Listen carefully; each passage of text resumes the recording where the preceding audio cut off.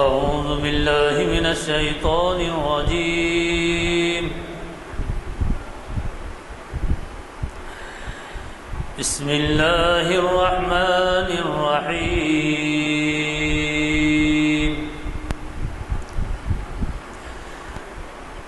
ومن أظلم ممن افترى على الله الكذب وهو يدعى إلى الإسلام والله لا يهدي القوم الظالمين. يريدون ليطفئوا نور الله بأفواههم والله متم نوره ولو كره الكافرون. هو الذي أرسل رسوله بالهدى ودين الحق ليظهره على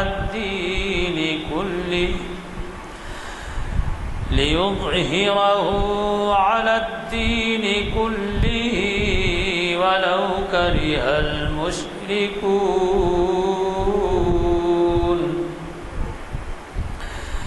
يا أيها الذين آمنوا هل أدلكم على تجارة تنجيكم من عذاب أليم. تؤمنون بالله ورسوله وتجاهدون في سبيل الله بأموالكم وأنفسكم ذلكم خير لكم إن كنتم تعلمون. يغفر لكم ذنوبكم ويدخلكم جنات تجري من تحتها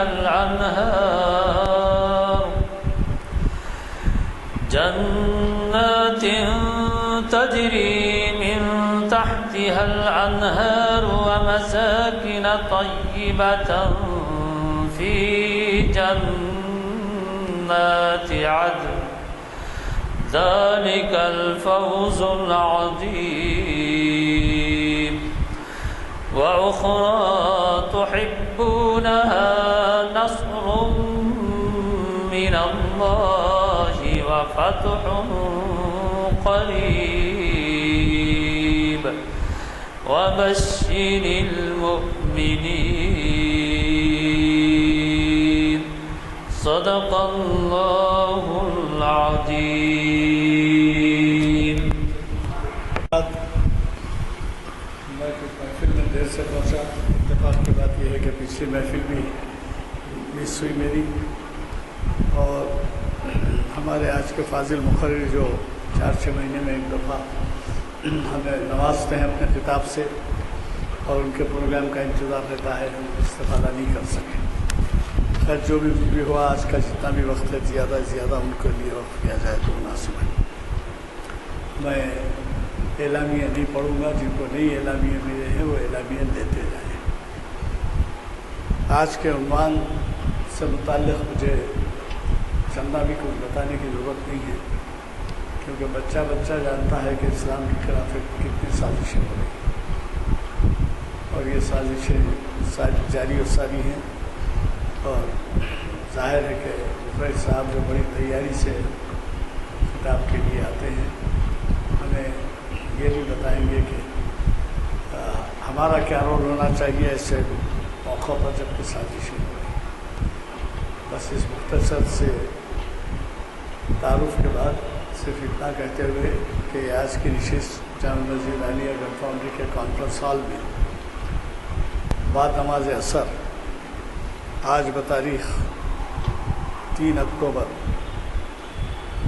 روز ہفتہ 18 ذی الحج 36 ہجری منعقد ہو رہی ہے، اور اس کا آغاز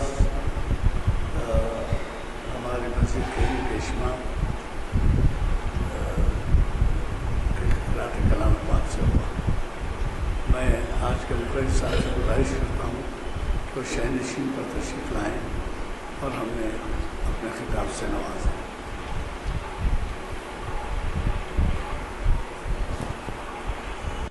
अल्हम्दुलिल्लाहि रब्बिल आलमीन वस्सलातु वस्सलामु अला रसूलिल करीम। इससे कबल कि मैं अपनी बातचीत शुरू करूं, एक गुजारिश है, वो ये कि आज अक्सर मकामात पर अज़ान की कोई अहमियत बाकी नहीं रही है। जिस तरह के नारे तकबीर की अहमियत ख़त्म हो गई। आपने इतनी बार नारे तकबीर कहा फालतू चीज़ों में कि जो असर नारे तकबीर का होता तो ख़त्म हो गया, वरना नारे तकबीर जब लगती तो जो है लोगों के दिल कांप जाते थे, ख़ास तौर पे काफिर और मुशरिकों पे। आज कोई असर नहीं होता। यही हाल है। अज़ान जब दी जाए तो ये होना कि लोग रोने लगे। मुझे याद है अच्छी तरह से, अब्दुर्रहीम साहब इमाम होते थे मक्का मस्जिद के। उस ज़माने में मुअज्जिन साहब का नाम भूल रहा हूँ। तो जब हम कॉलेज के दौर में वहाँ जाके बैठते तो रोना आता। अज़ान के माने चीखने की नहीं है। इसलिए इकबाल रो पड़े, कहा रह गई रस्म अज़ां रूहे बिलाली न रही, फलसफा रह गया तलकीन गज़ाली न रही। यहाँ भी देखता हूँ तो इसीलिए लोग शिकायत करने लगे हैं कि अज़ान बंद करो, क्योंकि हमारे जो है नींद ख़राब होती है, काम ख़राब होता है। कलकत्ते में ऑलरेडी जो है ये जज का फैसला आ चुका कि फजर के अज़ान माइक पे नहीं होती है। अज़ान के माने चीखने के नहीं होते हैं। दिल कहता, मेरा भी दिल करता है अज़ान देने को, लेकिन या तो तरबियत ली जाए उसकी, उसे कहा जाए। चीखने के माने चीखने से आने वाला भी भाग जाएगा। ये मेरी गुजारिश है कि मैं अक्सर मसाजिद में देख रहा हूँ कि हर एक आदमी अज़ान देने खड़े हो जाता है, आती हो कि नहीं आती, बस चीखे जाता है। तो एक ये। दूसरी चीज़ ये कि चूँकि मैं अपना टॉपिक फ़ोन पे देता हूँ, गलती हो जाती है। टॉपिक ये है, लेकिन इसमें एक चीज़ की कमी रहेगी। ये वो कमी है कि जिहाद या इस्लाम के ख़िलाफ़ साजिश है। क्यों आज जिहाद के नाम पे जो है जो जिहाद हो रहा है तो वो भी एक साजिश के तौर पे है। मैं अपनी बातचीत के लिए दूसरी आयत का इंतखाब किया था, लेकिन इमाम साहब ने जिन आयत की तिलावत की वो भी आयत इसमें है। ख़ास तौर पे वो आयत वो लज़ी अरसला रहू बिल हुदा व दीनिल हक़्क़ि दीन कुल्ली वलो कशरल मुशरिकून। अल्लाह ने अपने बंदे को हिदायत और दीन हक़ के साथ भेजा ताकि तमाम दूसरे अदियान पर गालिब कर दे, खा मुशरिकों को कितना ही नागवार क्यों ना हो। हिदायत कुरान मजीद, दीन हक़ क्या चीज़ है फिर? और दूसरे दिनों पे इसके माने और भी अदियान हैं, और भी अदियान, उन पे गालिब कर दे। और रसूल के ज़माने में गालिब हुआ। अब रसूल तो आएंगे नहीं, लेकिन इस्लाम को गालिब करने का काम किसने करना है? उम्मत के हर फर्द का काम है कि इस्लाम को गालिब करे। किस तरह करे? अपने अपने मैदान में। ये हर एक। तो अब दीन हक़ क्या चीज़ है? हिदायत तो कुरान मजीद हो गई। दीन हक़ यानी ऐसा आदिलाना निज़ाम जहाँ पे हाकिमियत अल्लाह की हो और सारी कायनात उसकी महकूम हो। जो हाकिम है उसी का कानून चलेगा, दूसरे का कानून नहीं चलेगा। चुनांचे शरीयत या कुरान हदीस उसका क्या कायम करना हर मुसलमान का फरीज़ा है। उसके लिए जंग भी करनी पड़ती है, ज़ुबान से भी कहना पड़ता है, तहरीर से भी बात करनी पड़ती है। हर तरह से आप फैला सकते हैं, यहाँ तक कि आप अपने किरदार से लोगों को मुतासिर कर सकते हैं, आपके अखलाक से मुतासिर कर सकते हैं। तो ये असल काम ये है। असल काम सजदे मार लेना नहीं है, जिस पे बदनज़ीर आज के दौर में इतना ज़्यादा हो गया। माज़अल्लाह कोई मुसलमान नमाज के ख़िलाफ़ नहीं बोल सकता, ये गलत ना समझो नमाज के ख़िलाफ़ बोलो, ऐसा नहीं है। नमाज ऐसी ही ज़रूरी है जैसे खाना ज़रूरी है, हवा ज़रूरी है। वो अपनी जगह पे है, लेकिन सारा हमने थाना कर दिया कि इबादत पे इतना जोर कर दिया।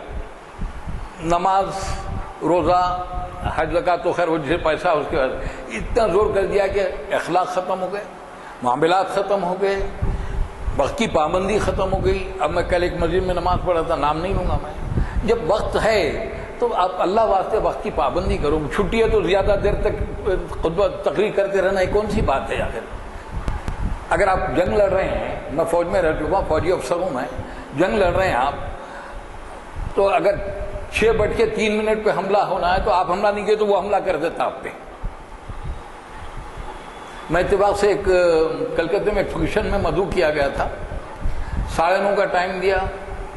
الحمدللہ پہلے مسلمان بعد میں فوجی.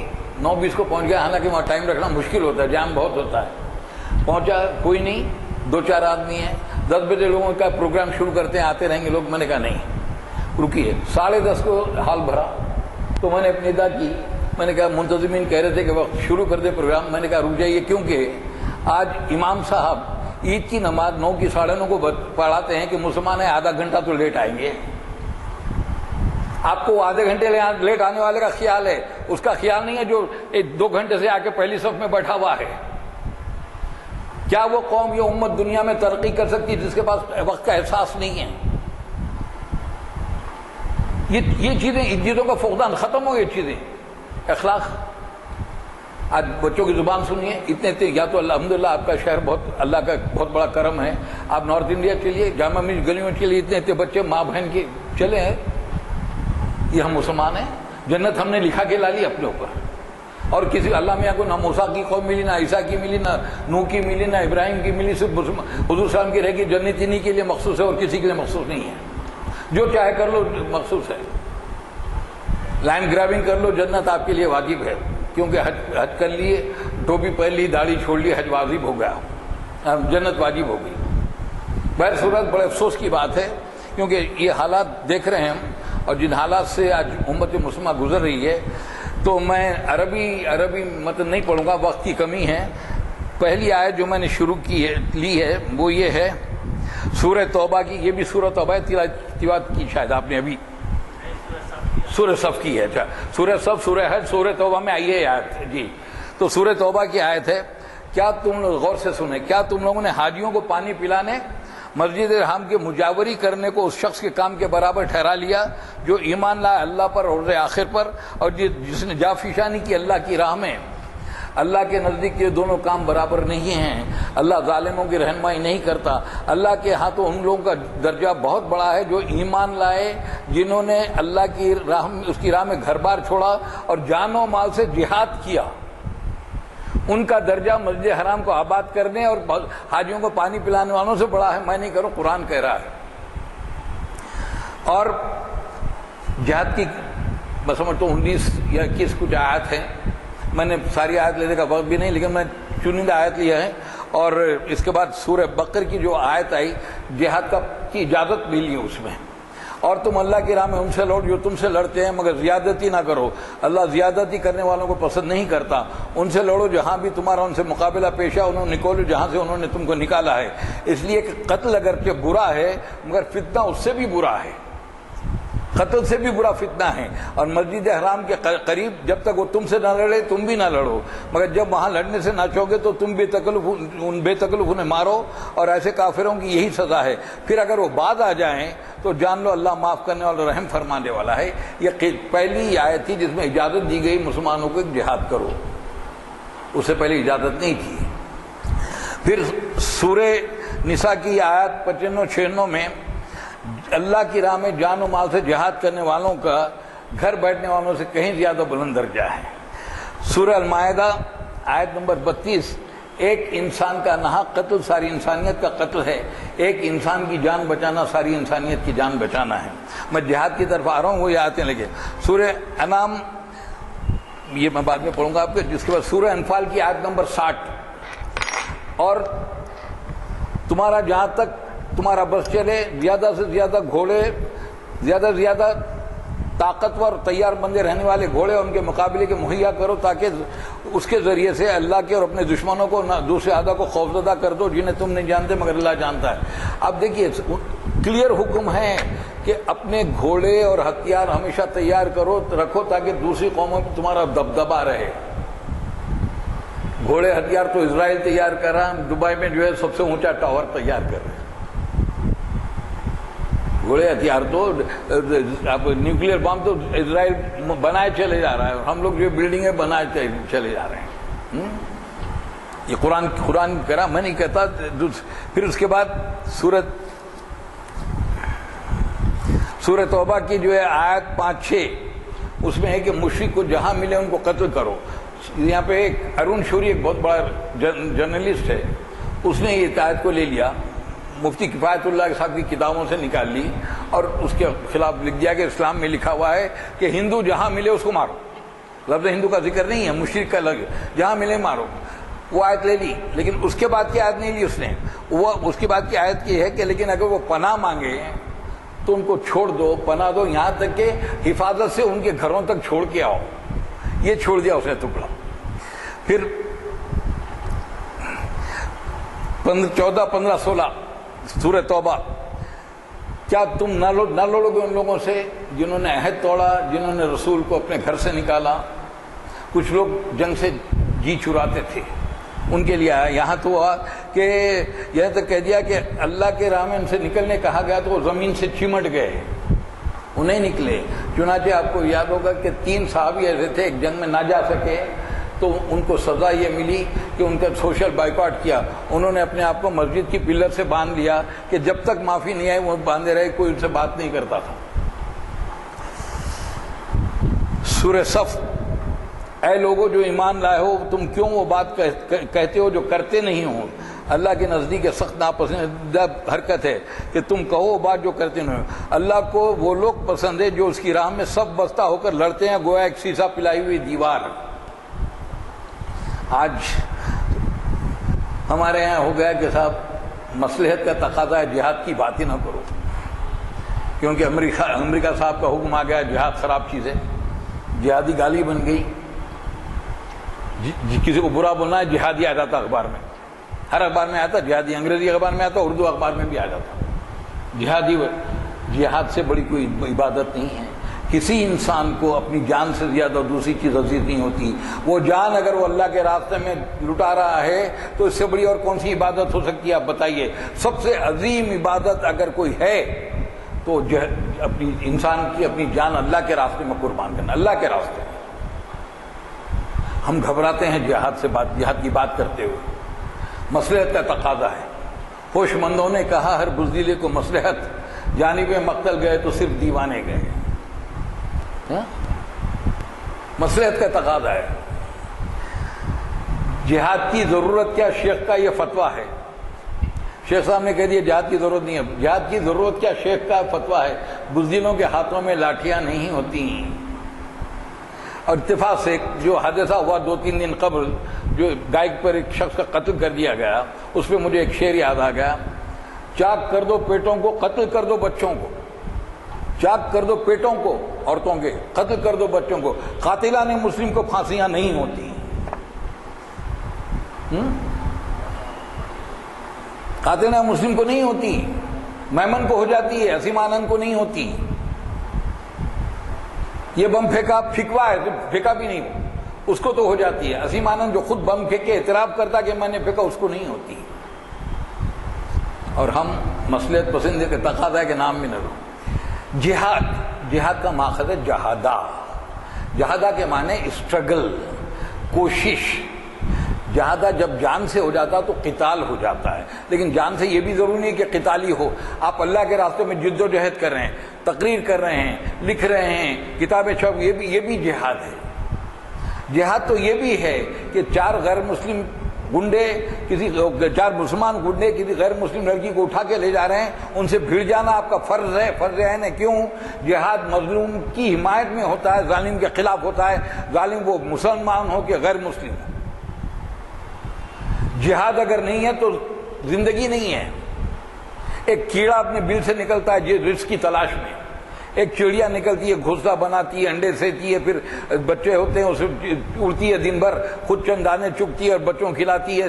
اگر جہاد نہیں ہے, کوشش نہیں ہے تو زندگی نہیں ہے. دیر از نو سروائیول وداؤٹ جہاد. جہاد کے بغیر تو زندگی نہیں ہے. ہم کیوں گھبرائیں جہاد کی بات کرتے ہوئے؟ بتا دیجئے کون سا آدمی جہاد میں مصروف نہیں ہے؟ کون سا آدمی؟ آپ نہیں ہے. دن بھر آپ دفتر میں کام کر رہے ہیں, تجارت کر رہے ہیں, گھر والوں کے لیے لے کے جا رہے ہیں, تو یہ بھی تو جہادی ہے, جد و جہد ہے. جہاد کے کئی اقسام ہیں. جہاد حریت بھی ہے, آزادی کے لیے جہاد ہے. جیسے مصطفیٰ کمال پاشا اتا ترک, جس کو کہتے ہیں ترکیا, اس نے اسلام کے لیے نہیں کیا تھا, اپنی ترکیوں کی آزادی کے لیے جہاد کیا. وہ آپ ظلم کے خلاف کھڑے ہو جاتے ہیں. آپ ہی کے خاندان میں جھگڑے ہوتے ہیں, آپ کو دیکھتا ہے ایک بھائی دوسرے بھائی کا حق مار رہا ہے, آپ اس کے خلاف کھڑے جاتے ہیں, یہ بھی جہاد ہے. تو اب جہاد کے نام سے گھبرانے لگے ہم لوگ. وہ قتال ہے جو تلوار کی حالت سے ہوتا ہے, وہاں بھی ایک چیز ہے. ہمارا قتال مشرکوں, عیسائیوں اور یہودیوں کے سے ہٹ کے ہے. ہماری جنگ وہ ہے کہ جنگ بدر ہوئی تو رسول اللہ نے اعلان کر دیا کسی عورت پہ ہاتھ نہیں اٹھایا جائے گا, کسی بوڑھے کو نہیں مارا جائے گا, کسی بچے کو نہیں قتل کیا جائے گا, کھیت نہیں روندے جائیں گے, پیڑ نہیں کاٹے جائیں گے, پانی جس پہ ہم نے قبضہ کر رکھا ہے مشرک مانگے تو وہ پانی ان کو دیا جائے گا. ہم صرف ان سے لڑیں گے جو ہم سے لڑنے آئے ہیں. آج بھی بتا دیجئے, طالبان کے پاس جس زمانہ طالبان تھے, جو ہندوستان کے لوگ بھی جو ان کے پاس قید ہوئے, جب وہ چھوٹ کے آئے تو کہا کہ ہم سے بہترین سلوک ہوا. حماس والوں کے پاس جنہوں نے قید رکھا سپاہی کو, جب چھوٹ کے آتا کہ مجھ سے ہم بہترین سلوک ہوا. لیکن جب مسلمان قیدی بنائے جاتے تو ابو غریب جیل ہوتا ہے, گوانتانامو بے ہوتا ہے. ہندوستان میں بھی جب جیل میں ڈالا تو ایسی ٹارچر کیا جاتا ہے کہ مولانا عبدالقیوم کو کتاب لکھنی پڑتی 11 سال سلاخوں کے پیچھے. 11 سال ان کو سلاخوں کے پیچھے رکھتے ہیں, پھر ثابت نہیں کر سکتے, نکل کے آگے کتاب لکھتے ہیں تو وہ انزارہ اور دوسرے لوگ ان پہ اور مولانا ارشد مدنی پہ 1 کروڑ روپے کا ہرجانہ دائر کر دیتے ہیں. انہوں نے کہا کوئی بات نہیں, ہم لڑیں گے.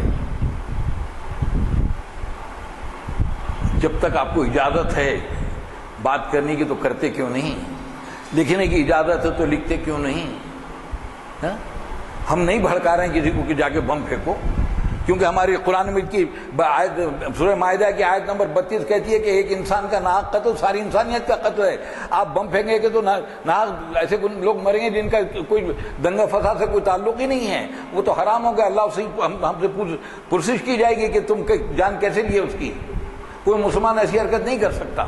ہم پاکستان میں مسلم تھے, یہ مسجد میں بام پھوٹا, وہ مسجد بام پھوٹا, ہو سکتا ہے ہو, لیکن جہاں تک میں سمجھتا ہوں یہ سازش کروائی جاتی ہے, ان کے درخرید لوگوں سے پھینکوائے جاتے ہیں. کوئی مسلمان کسی مسلک کا کیوں نہ ہو دوسرے مسلمان کی مسجد میں بم نہیں پھینکے گا. اس کو اللہ کا خوف نہیں ہے. وہ جو بھی ہے مسلک الگ ہوگا, نماز تو پڑھ رہا وہ شخص, اس پہ بم پھینکنا کوئی مسلمان کر سکتا ہے؟ اس کو یہ ڈر نہیں ہے کہ مجھے مر کے جواب دینا پڑے گا.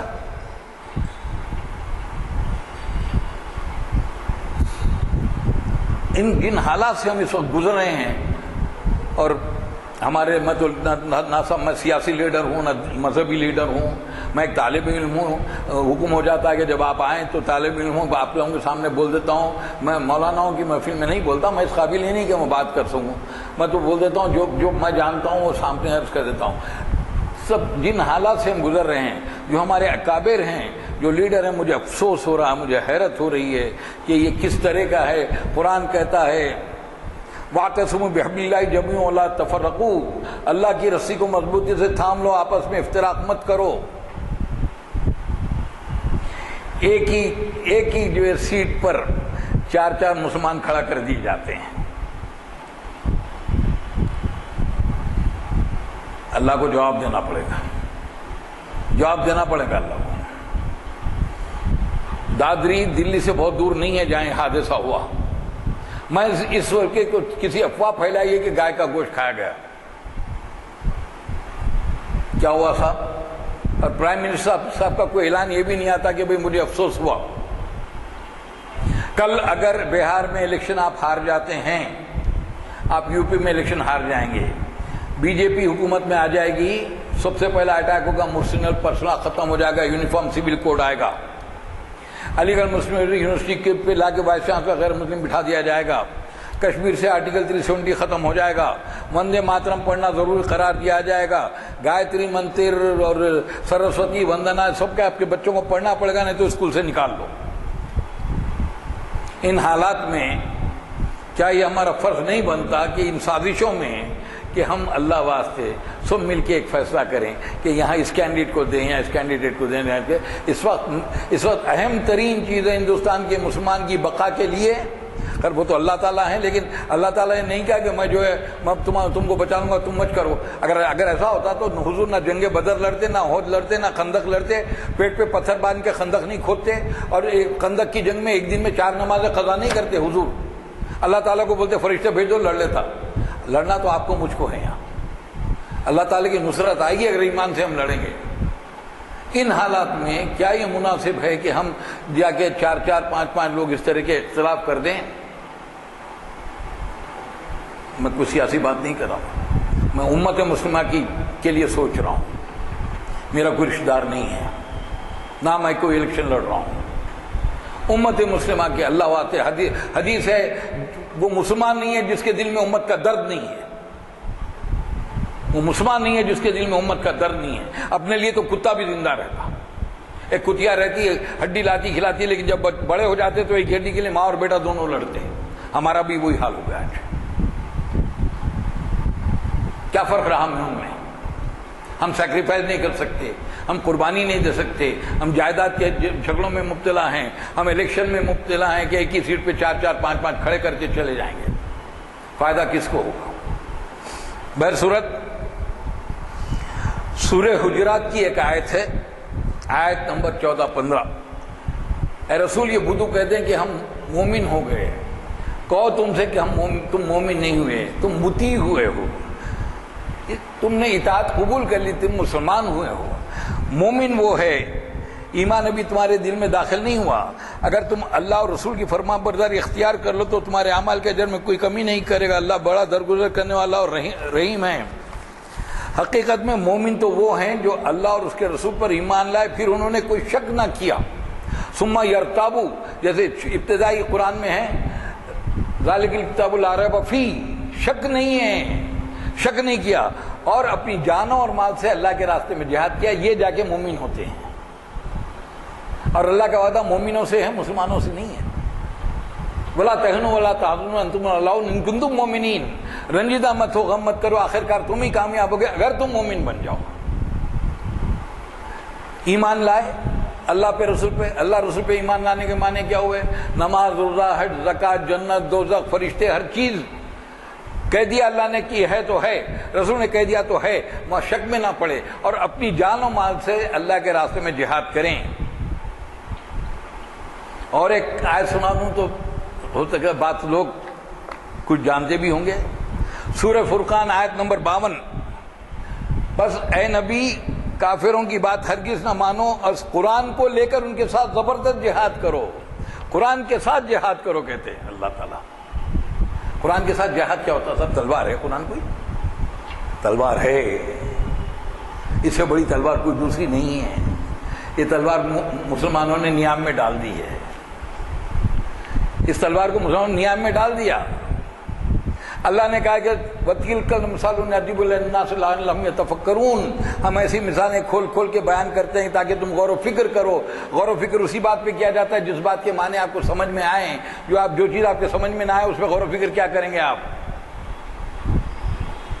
کتنے ہیں جو قرآن کو ترجمے سے پڑھتے ہیں؟ بدنصیبی خود میری بھی تعلیم کا نقص یہ ہے کہ میں عربی نہیں جانتا. ابھی علی گڑھ میں کوشش کی تھی، 2-3 میں پڑھ رہا تھا ایک صاحب پاس، میں دلی آ گیا تو کہ عربی سے واقف نہیں ہوں میں. لیکن اس کے باوجود بھی ہمارے مفسرین نے بڑا کام کیا ہے. میں کسی ایک مفسر کی بات نہیں کرتا، بے حساب ہیں جس کا آپ چاہے کریں. بڑا کام کیا مفسرین نے، بڑی بہترین تفاسیر ہیں ہمارے پاس. میں لیٹر جو تفسیر جو مجھے بہت زیادہ عزیز ہے وہ سید قطب شہید رحمۃ اللہ علیہ کی تفسیر ہے فی ظلال القرآن، جن کو ناصر نے پھانسی دے دی تھی. میں نہیں کہتا کہ دوسرے تفاسیر اچھی نہیں ہیں، تدبر قرآن ہے، معارف القرآن ہے، مودودی صاحب کی ہے، تو سب یہ ساری تفسیر قرآن ہے. بے صاحب ہیں، قرآن لوگوں کی بھی لکھی ہوئی ہیں، سب اپنی جگہ پہ ہیں. لیکن کتنے ہم ایسے ہیں جو قرآن کو ایک وقت بھی 4 لائن سمجھ کے پڑھنے کی کوشش کرتے ہیں؟ سب سے بڑی تلوار ہے صاحب. اسی تلوار سے تو رسول اللہ نے سارا سعودی عرب فتح کیا.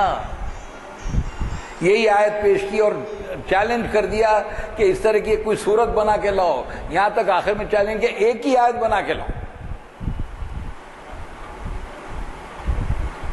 اس کو چھوڑے ختم ہو گئے. ایران کا ایک بہت بڑا شاعر تھا، اس نے کہا میں بنا دوں گا. اس کو ایک کمرہ دے دیا گیا اور اس کو جو ہے اندر سارا کھانا پینا چیز فراہم کیا گیا. وہ 40 دن تک لگا رہا تھا. جب کھولا تو ادھر کاغذ کہا کہ میں ناکام ہو گیا، نہیں بنا سکتا. ایک بہت بڑے مشہور شاعر تھے عرب کے، تو وہ جو وہاں پہ یہ ہوتا تھا کہ ہر سال قصیدہ لکھا جاتا اور جو 7 قصیدے چن لیے جاتے ان کو کعبے پہ لٹکا دیا جاتا، وہ 7 قصیدے، ان میں سے ایک وہ صاحب تھے، وہ اسلام قبول کرے۔ حضرت عمر کے دور میں حضرت عمر نے کہا کہ کیا بات ہے تم آج کل شعر نہیں کہتے؟ انہوں نے کہا بادس قرآن کے بعد شعر کہنے کا سوال ہی کیا پیدا ہوتا ہے؟ میں جب قرآن آ گا تو میں کیا شعر کہوں گا اس کے سامنے؟ لیکن ہم لوگوں نے نیام میں ڈال دی ہے تلوار، مکمل طور پہ بند، جھوم جھوم کے پڑھے جائیں گے، شب معراج میں رات بھر یاسین، سورہ مزمل، سورہ فلاں جھوم پڑھے جائیں گے، اور سورہ فاتحہ کی ایک آیت کے معنی نہیں معلوم ان کو۔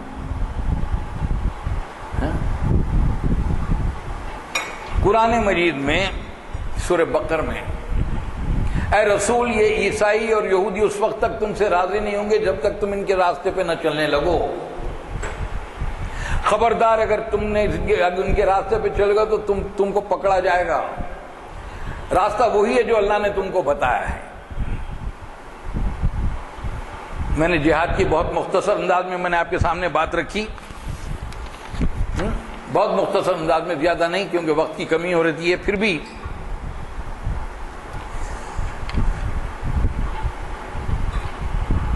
سازش رسول اللہ کے دور سے مدنی دور سے سازش شروع ہوئی، مکی دور میں سازش نہیں تھی، مکی دور میں تو کھلا ظلم تھا، مسلمانوں پہ ظلم کیا جاتا تھا، ہر طرح سے ستایا جاتا، غلاموں پہ سب سے زیادہ ظلم ہوتا، سمیہ یاسر دونوں شہید کر دیے گئے، سب سے پہلے شہید ہیں اسلام کے، وہاں سازش کا کوئی سوال نہیں تھا۔ سازشیں شروع ہوئی جب آپ مدینہ تشریف لائے، عبداللہ بن ابی اس کو سردار بنایا جانے والا تھا مدینہ کا، جب سرکار دو عالم صلی اللہ علیہ وسلم آگے اور آپ کی سرداری قبول کر لی گئی تو لا محالہ اس کو برا لگا۔ اب جو حضرات، میں بڑی معذرت کے ساتھ کہوں گا، جو حضرات صرف نماز کو سب کچھ سمجھ بیٹھے ان کے پاس رسول اللہ کے پیچھے نماز پڑھنے سے بڑی کسی کی نماز ہو سکتی؟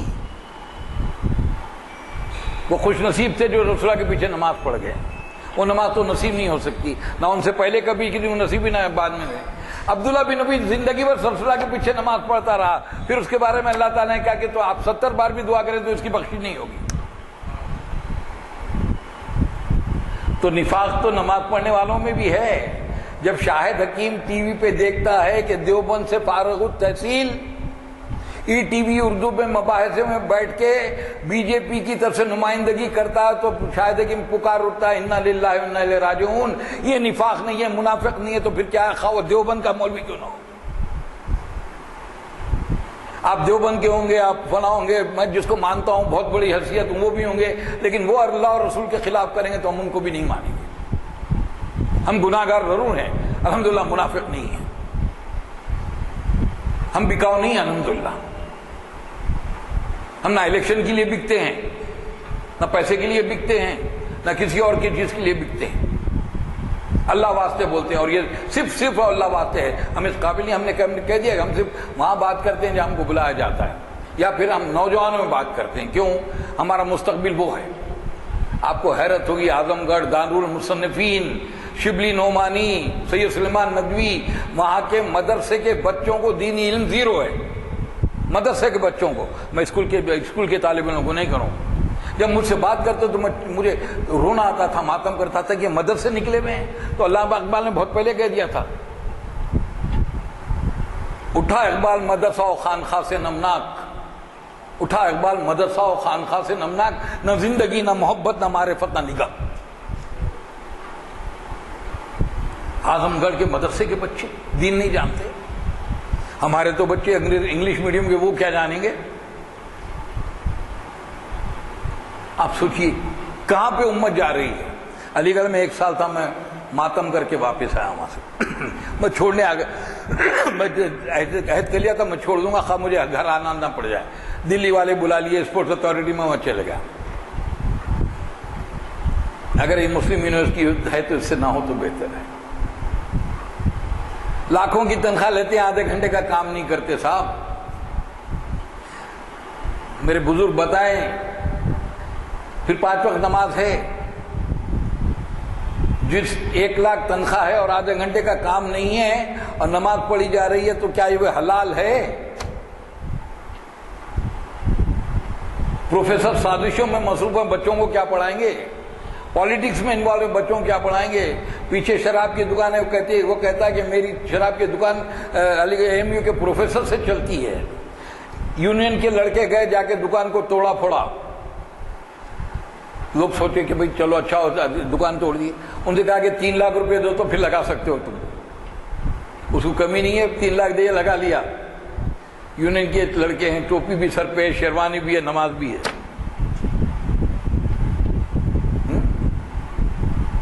رگوں میں وہ لہو باقی نہیں ہے، وہ دل وہ آرزو باقی نہیں ہے. نماز و روزہ و قربانی و حج یہ سب باقی ہیں، تو باقی نہیں ہے. اقبال کہہ گئے مثل کلیم ہو اگر معرکہ آزما کوئی. موسیٰ علیہ السلام کی طرح کوئی معرکہ لڑنے والا ہے. مثل کلیم ہو اگر معرکہ آزما کوئی، اب بھی درخت دور سے آتی ہے بانگ لا تخف.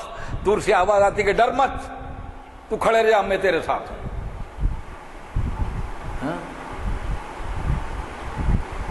ٹھنڈے دل سے سوچیے میں کیا کروں.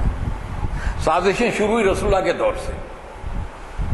عبداللہ بن ابی منافق، یہود، ان دونوں کی ملی بھگت تھی. بار بار مکے جائیں، ان کو جنگ کے لیے ابھاریں، لیکن وہ بہت طویل چل جاتا معاملہ. میں آج کے دور کی سازش کی بات کرنا چاہ رہا ہوں.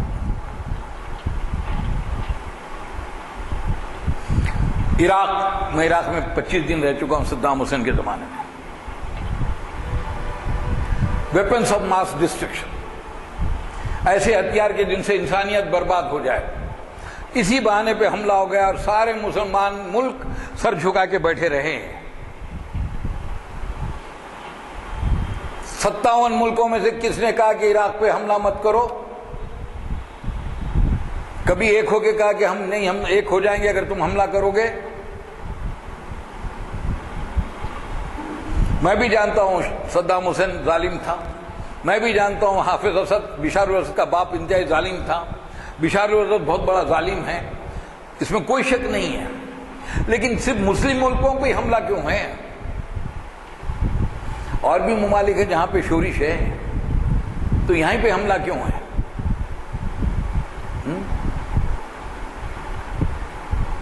وہاں پہ آیا لیبیائی ٹونی بلیئر، وزیر اعظم برطانیہ، اور قذافی کی دوستی انتہائی گہری. کس کوئی بہانہ بنا کے کر دیا. میں بھی مانتا ہوں قذافی کوئی اچھا آدمی نہیں تھا، میں بھی جانتا ہوں بہت کچھ اس کے بارے میں. اس نے گرین بک لکھی جو اسلام کے خلاف تھی، وہ اپنی جگہ پہ ہے. مقصد صدام حسین کو ہٹانا نہیں ہے، مقصد بشار الاسد کو ہٹانا نہیں ہے، مقصد قذافی کو ہٹانا نہیں ہے. مقصد مسلمان ملکوں کی معاشیات کو ختم کر دینا ہے، طاقت کو ختم کر دینا ہے، تاکہ یہود اوپر آ کے بیٹھ جائے.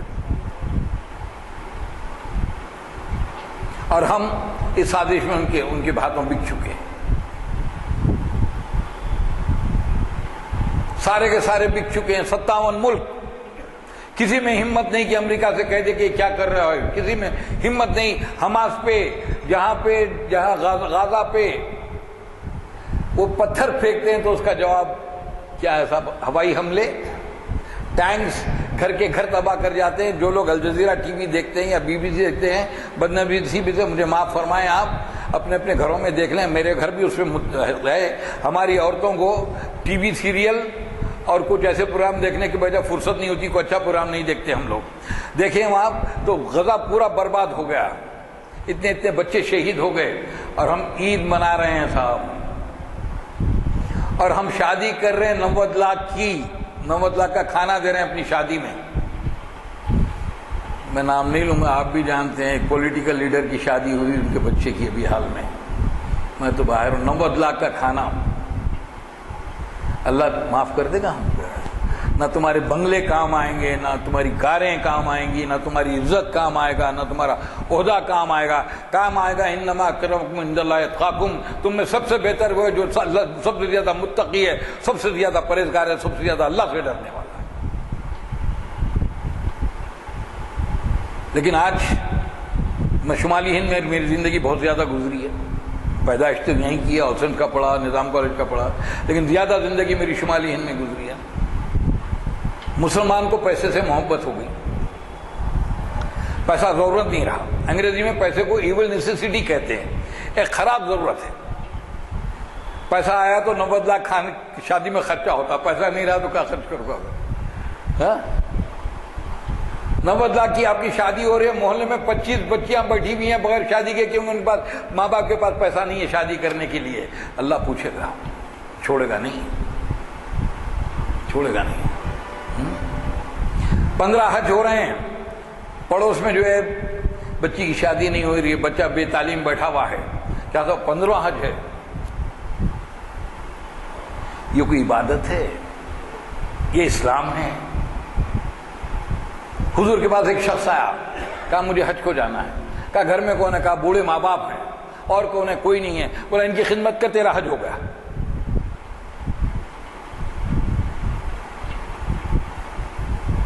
بتائیے آپ، اتنی گہری سازش ہے اس وقت۔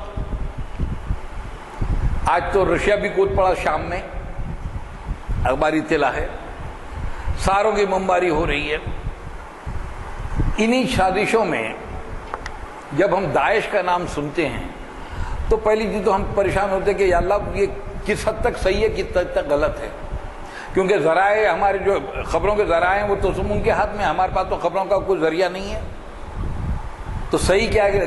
اگر یہ صحیح ہے، اگر یہ صحیح ہے تو رسول اللہ کے زمانے سے لے کر آج تک مسلمانوں نے جتنی جنگیں لڑی، کبھی کسی نہتوں کا سر نہیں کاٹا انہوں نے۔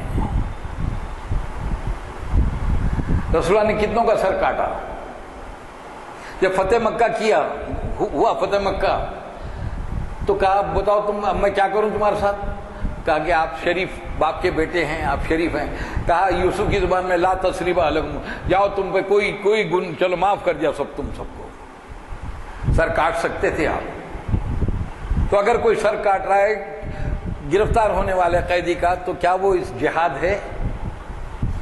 کیا اسکول میں مان لیا اسکول میں انگریزی تعلیم ہو رہی ہے، بے پردہ ہو رہی ہے، سب کچھ اپنی جگہ پہ ہے، تو اس کے علاج یہ تو نہیں کہ جا کے چھوٹے بچوں کو، نہتوں کو شہید کر دیا جائے؟ کیا یہ جہاد ہے؟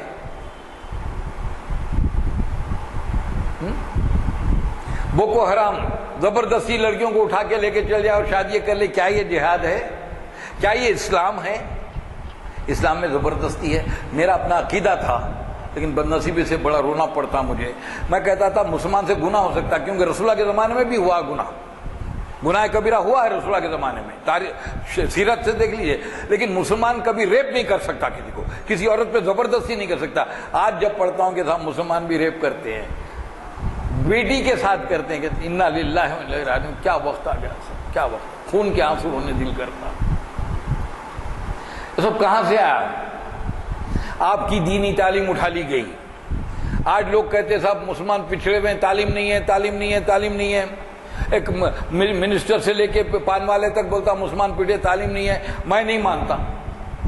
سلمان رشدی پڑھا لکھا نہیں ہے، تسلیمہ نسرین پڑھی لکھی نہیں ہے، ثانیہ مرزی پڑھی لکھی نہیں ہے، خان یہ فلموں کے خان پڑھے لکھے نہیں ہیں، فاروق عبداللہ پڑھے لکھے نہیں ہیں، سلمان خورشید پڑھے لکھے نہیں ہیں۔ ان سب کے گھروں میں تو مشرک عورتیں بیٹھی ہوئی ہے، اور قرآن کی سورہ بقرہ کی آیت نمبر 221 ہے کہ مشرک سے نکاح نہیں ہو سکتا، خواہ وہ مرد ہو کہ عورت ہو۔ تو اقبال نے بہت پہلے کہہ دیا تھا اس کے بارے میں۔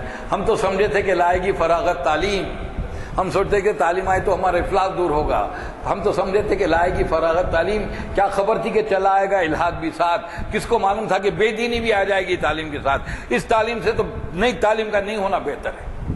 اگر تعلیم حاصل کرنے کے بعد کوئی شخص ریپ کرتا ہے، تعلیم حاصل کرنے کے بعد کوئی بم پھینکتا ہے، تعلیم حاصل کرنے کے بعد کسی پر ظلم کرتا ہے، اس تعلیم سے فائدہ کیا ہے؟ اگر تعلیم مجھے انسان نہیں بناتی تو اس تعلیم سے فائدہ کیا ہے؟ پہلے ہمارے ہاں دینیات لازمی تھی سرکاری مدارس میں نظام کے دور میں، لیکن صرف سنی مسلمانوں کے لیے۔ میں نے ایک آرٹیکل لکھا، میں نے انٹلیکچوئل بینکرپسی اور انٹلیکچوئل ٹیررزم کے لیے جو زبردستی کیا جا رہا، میں نے کہا اس میں لکھا قرآن کہتا ہے لا اکراہ فی الدین، دین میں کوئی زبردستی نہیں ہے۔ سورہ مزمل میں یہی بات ہے، سورہ کہف میں یہی بات ہے۔ میں نے لکھا، اس کے بعد میں نے لکھا نظام کے دور میں تھا، لیکن غیر مسلم اور شیعہ مسلمانوں کے لیے نہیں تھی، ان کو اخلاقیات پڑھائی جاتی تھی۔ میرے اسکول میں آلسن میں مورل سائنس پڑھائی جاتی تھی، تو ہم لوگوں کو بچپن سے سکھایا جاتا تھا یہ خراب ہے یہ اچھا ہے۔ آج کی تعلیم میں تو اب کمپیوٹر بنا دیے، بچوں کو یہی نہیں معلوم خراب کیا اچھا کیا ہے۔ نہ اسکولوں میں تعلیم ہے نہ گھروں میں دینی تعلیم ہے، بچہ کہاں جائے گا اندازہ لگا لیجئے۔ اور اس کے بعد اگر کل بی جے پی دونوں جگہ جیت جاتی ہے تو آج as it is T V میں جو سیریل اٹھا کے دیکھو اس میں ہندوازم کا پرچار ہے۔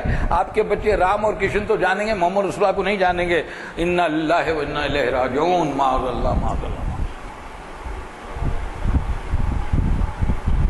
ہم نے 800 سال حکومت کی ہندوستان پہ، اسلام نہیں پھیلایا۔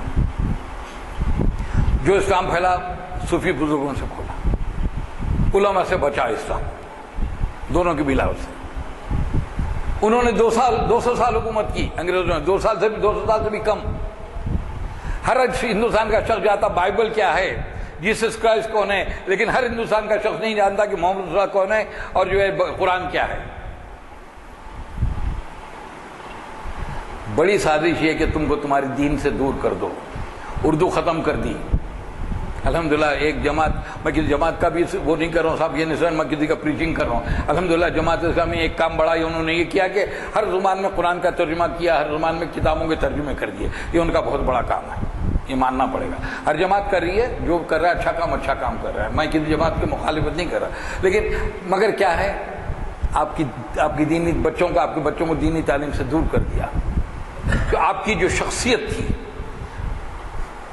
آپ کی جو پہچان تھی، وہ ختم ہوتی جا رہی ہے۔ اور ہم بڑے اطمینان سے بیٹھے ہوئے ہیں۔ ہماری ساری توگو یہ کہ ہم اپنے بچوں کو انجینئر بنائیں، ڈاکٹر بنائیں، MBA بنائیں، گلف کو بھیجیں، اتنا پیسہ آیا، اتنا بنگلے بنے، اتنے یہ ہوں، آئندہ اتنے بنگلے بنا دو کہ بچے زندگی بھر ان کا کرایہ کھاتے رہیں۔ یہ نہیں دکھایا کہ خلفاء راشدین کون ہیں۔ آپ کے لیے ماتم کی بات ہے، علی گڑھ مسلم کے ماسٹر کورس کے بچوں کو نہیں معلوم خلفاء راشدین کون ہیں۔ عشر مبشرہ تو دور کی بات ہے، میں تو انگریزی میڈیم کا ہوں صاحب، اردو میڈیم کا نہیں ہوں میں۔ حضور کی ازواج مطہرات کے نام نہیں معلوم، حضور کی بیویوں کے نام نہیں معلوم، چاروں خلفاء راشدین کے نام نہیں معلوم، بڑے بڑے صحابہ کرام کے نام نہیں معلوم۔ ہم بہت مطمئن ہیں صاحب، اسلام کا اتنا کام پھر رہا ہے، اتنی دعائیں ہو رہی ہیں، 4 لاکھ آدمی دعا کریں، دوسرے دن 200 مسلمان مر رہے ہیں۔ کہاں گئی دعائیں؟ ہاں صاحب۔ اور اس پہ ہمارے سیاسی لیڈر، اللہ محفوظ رکھے سمت کو، لیکن ان کا قصور نہیں ہے، قصور ان کا نہیں ہے۔ آپ میں سے بہترین آدمی دل نکال کے دے دے اور بتا دے صاحب میرے پاس کچھ بھی نہیں ہے، صبح شام تک امت کی خدمت کروں گا، آپ کو 2 ووٹ نہیں آتے، گنڈا کھڑے رہ جائے گا، پوری امت اس کو ووٹ دے گی۔ ہم کریں بات دلیلوں سے تو رد ہوتی ہے، ہم کریں بات دلیلوں سے تو رد ہوتی ہے، ان کو ہونٹوں کی خاموشی بھی صنعت ہوتی ہے۔ کچھ نہ کہنے سے بھی چھن جاتا ہے اعجاز سخن، نہیں بولیں گے تو وہ بھی طاقت چھین لے گا اللہ۔ کچھ نہ کہنے سے بھی چھن جاتا ہے اعجاز سخن، ظلم سہنے سے بھی ظالم کی مدد ہوتی ہے۔ شعبد اگر بھی پہنتے ہیں خطیبہ کو لباس، بولتا جہل ہے بدنام خیرت ہوتی ہے۔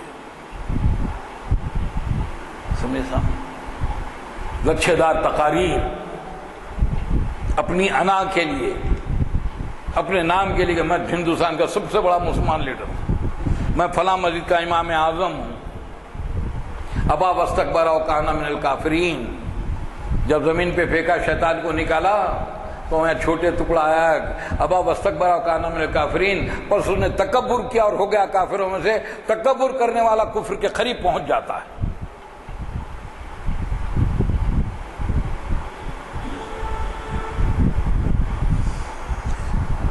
بڑا پیارا شعر ایک آدھا گیا حفیظ میرٹھی کا، یا تو ہوں گے زندہ میں یا ملیں گے مقتل میں، یا تو ہوں گے زندہ میں یا ملیں گے مقتل میں، بزدلوں کی محفل میں ہم نظر نہ آئیں گے۔ میں نے اتنے آرٹیکل لکھے علی گڑھ مسلم میں، گائے کھانے پہ لکھے، گھر واپسی پہ لکھے، یہ زبردستی تعلیم پہ لکھے، لکھ کے بھیجتا رہا ان کو، اس کو کیا موہن بھاگوت کو، فلاں کو ان کو بھیجتا رہا۔ میں اس سے زیادہ کچھ نہیں کر سکتا، لیکن ہمارے اکابر، اللہ اچھا رکھے، مولانا ارشد مدنی کو دعا نکلتی ہے دل سے، بہت بڑا کام کر رہے ہیں۔ جو بے گناہ جیلوں میں بندے ان کی وکیلوں کی پیروی کروا رہے ہیں بغیر ایک پیسہ خرچ کیے ہوئے۔ بہت بڑا کام کریں ان کو کریں. اسی طرح سے جو بھی ہو، کوئی ضروری نہیں ہے کہ آپ بازار تلوار لے کے نکل جائیں، کوئی ضروری نہیں کہ آپ جو 10 لاکھ روپے خرچہ کریں. آپ جس طرح بھی اسلام کی خدمت کر سکتے کوشش کیجئے. یہی جہاد فی سبیل اللہ ہے. جان و مال سے جہاد کے معنی یہی ہیں. اور جہاد کی ایک اور بات کہتا چلوں کہ حضرت علی کی ایک جنگ میں ایک پہلوان کو پچھاڑ دیا، خنجر نکالا مارنے کے لیے، اور جب اسے منہ پہ تھوک دیا تو کھڑے رہ گئے چھوڑ کے. اس نے کہا یہ کیا آپ نے؟ میں تو آپ کے بس میں آ چکا تھا. کہا کہ نہیں، میں تجھے پہلے اللہ کے لیے مار رہا تھا، اپنے لیے میں نہیں مارتا. بولا ہاتھ بڑھایا میں مسلمان ہوتا ہوں. اور ہم آپس میں دست و گریباں ہیں. یہ فلاں مسلک کا ہے اس مسجد میں نماز نہیں پڑھنا، فلاں مسلک کا ان دوسرے مسلمانوں کو مسجد میں نہیں آنے دینا. ارے غیر مسلم کو نہیں روک سکتے. اور آج موہن بھاگوت کا اعلان ہے کہ ہر ایک کو مندر میں آنے دو. آج کا اخبار جو پڑھے تو دیکھو، وہ تو بلا رہے تھا پر ہم اپنی مسجدوں کے دروازے بند کر دے رہے ہیں کہ ان کا مسلک ہمارے مسلک سے ملتا جلتا رہے. مسلک بڑا کہ اسلام بڑا، لا الہ محمد رسول اللہ بڑا کہ امام بڑے. مسلک کیا ہے؟ قانون ہے. امام اعظم نے کچھ دیا، امام شافعی نے کچھ دیا، قانون ہے. اس پہ کائے کے جھگڑے ہیں، رفع یدن پہ جھگڑے ہیں، آمین بالجہر پہ جھگڑے ہیں، فاتحہ پڑھنا نہیں پڑھنا اس پہ جھگڑے ہیں. میں درگاہ کے مولوی کے پیچھے نماز نہیں پڑھوں. ارے وہ نماز میں تو سورہ فاتحہ اور قل ہو اللہ ہی پڑھا رہا ہے اور کچھ تو نہیں پڑھا رہا ہے. اس کے بعد اٹھ کے آ جاؤ، جو نہیں کرنا مت کرو.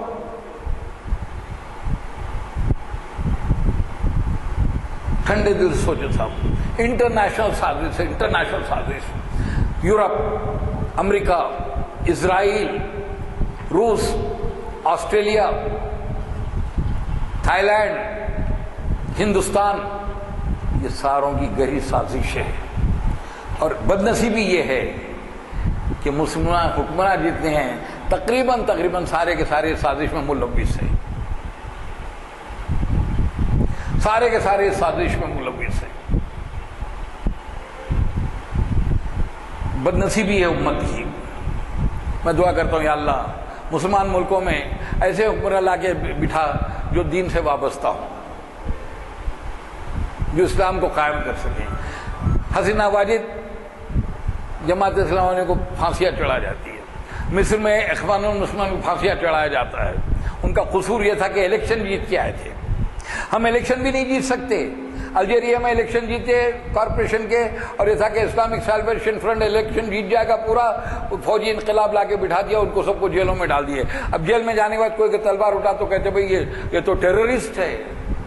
I am a terrorist. میں بھی ٹیررسٹ، میں بھی جہادی ہوں. خرابات کے خلاف کھڑے رہنا جہاد ہے. اگر ٹیررزم ہے تو میں ٹیررسٹ ہوں. ظلم کے خلاف آواز اٹھانا اگر ٹیررزم تو میں ٹیررسٹ ہوں. بے گناہ پہ اگر حملہ کرنا ہے، اگر وہ ٹیررزم تو میں ٹیررزم کے خلاف ہوں. مصر میں اخوان المسلمین کی کس بات کی سزا دی تھی؟ انہوں نے تلوار کے زور سے جو انقلاب نہیں لایا نا. مرسی کو کس لیے بند کر دیا اور دھنادھن پھانسیوں کی سزائیں چلی جا رہے ہیں؟ کس لیے؟ اور کتنے مسلمان ممالک آواز اٹھائے اس کے خلاف، کتنے مسلم ممالک کھڑے ہوئے اس کے. برطانیہ اٹھاتا ہے اس کے خلاف اور ہم منہ بند کر کے بیٹھے ہوئے ہیں. یہ انٹرنیشنل سازش ہے کہ نہیں ہے کہ اسلام کو ختم کریں؟ انشاءاللہ اسلام ختم نہیں ہوگا، وہ اور بات ہے. اور مسلمان بھی ختم نہیں ہوگا. مسلمان ہمارے منافق ضرور نکلیں گے، لیکن انشاءاللہ سارے ہم گناہ گار ضرور ہیں، بہت گناہ گار ہیں. اللہ ہم کو معاف کرے. اللہ ہم اپنے گناہوں کا اعتراف ہے، لیکن توحید کی امانت سینوں میں ہے ہمارے. آسا نہیں مٹانا نام و نشا مٹانا ہمارا.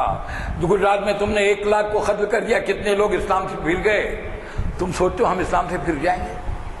ابھی صاحب کی تقریر سنا ہوں اس بارے میں، اس سے پہلے میں آرٹیکل لکھ چکا تھا اس بارے میں. میں نے کہا تھا کہ تم پھر سکتے ہو؟ ہمارے ایمان کی قیمت 5 لاکھ روپے ہے. اتنا کمزور ایمان ہے. وہ ہوگا مختار نقوی کا ایمان. مختار نقوی نے کہہ دیا، اس میں کہا کہ صاحب جو گوشت کھاتے پاکستان چلا جائے. میں فوری اٹھا، دوسرے دن صبح میل بھیجا اس کو. میں بولا آپ ہیں کون؟ कॉन्स्टिट्यूशन ऑफ इंडिया हैं आप, आपका कंट्रीब्यूशन क्या है इंडिया को, मेरे बाप का ये कंट्रीब्यूशन है, मेरा ये कंट्रीब्यूशन ये है, ये है। उसके बाद मैंने लिखा कि जो वेद में फला जगह ये लिखा हुआ है, स्वामी विवेकानंद की किताब में गाय के बारे में लिखा हुआ है, और किसी के मैं 4-5 हवाले दिया। उसके बाद मैंने कहा ना मैं सियासी लीडर हूँ ना मजहबी लीडर हूँ, लेकिन तुम जहाँ चाहो मैं मुकाबला करने तैयार हूँ। मैंने मेल भेजी, जवाब नहीं आया, मैंने रिमाइंडर भेजा, उसका भी जवाब नहीं आया। क्यों डरना है? मुख्तार नकवी का ईमान बिक सकता है, सैयद शाहिद का ईमान इंशाअल्लाह हजारों में इंशाअल्लाह नहीं बिकेगा। गुनाहगार जरूर है सैयद शाहिद की। अल्लाह वास्ते अपने बच्चों को दीन की तरफ लाइए, मेरी आपसे इल्तिजा है, हाथ जोड़ के इल्तिजा है, घरों में अपने दीन को ले आइए अल्लाह वास्ते। ना हमारे बच्चे कुरान जानते, ना नमाज जानते, घर के सामने मस्जिद है, कोई जवान बच्चा मस्जिद को जाता नहीं साहब, अज़ां होती बैठे रहते साहब। 95% मुसलमान सुबह फजर की नमाज को कोई नहीं उठता साहब, घरों में सोते रहते। अल्लाह वास्ते अपने घरों को कुरान से आबाद कर दीजिए। एक आदमी शुरू करेगा सब हो जाएगा।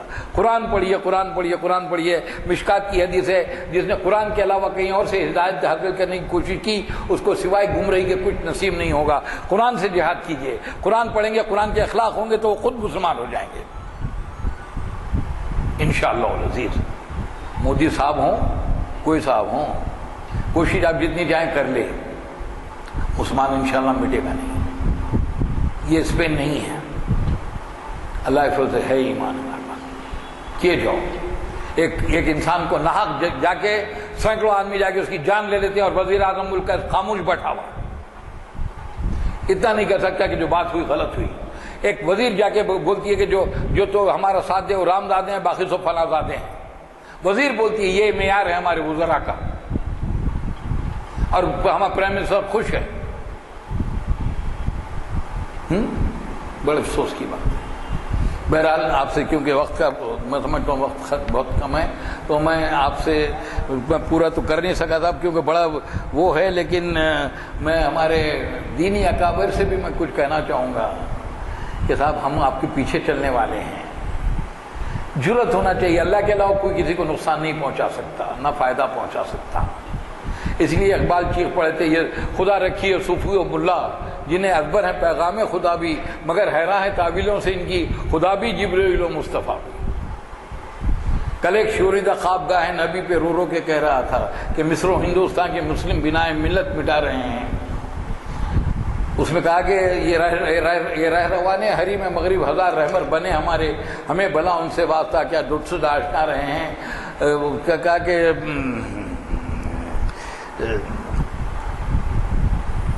गज़ब हैं या मुर्शदा ने खुद भी खुदा तेरी कौम को बचाए, बिगाड़ कर तेरे मुस्लिमों को ये अपनी इज्जत बना रहे हैं। अल्लाह वास्ते कम से कम इस्लाम को तो ना बेचो यार, दूसरी चीज़ें बेच लो, दीन को तो ना बेचो अपने फ़ायदे के लिए। दुनिया में बहुत सी चीज़ें बेचने के लिए दीन को बेचने की ज़रूरत नहीं है। अपने दीन से अपने नामोनुमत को मत ज़रिया मत बना लो अल्लाह वास्ते। बस आप सब इल्तिजा बार बार करता हूँ मैं, कुरान पढ़िए, कुरान पढ़ाइए, बच्चों पे लाजिम कीजिए। उजिया नहीं साहब, सिर्फ 4 आयतें बस, एक सफ़ा सीरत का और 4-6 आयतें कुरान की तर्जुमे से पढ़ें। तो जी साहब, अस्सलाम वालेकुम। अज़ान का वक्त होने वाला है। एक आपने एक सवाल किया कि हम क्या कर रहे हैं हमारी नजर की तरफ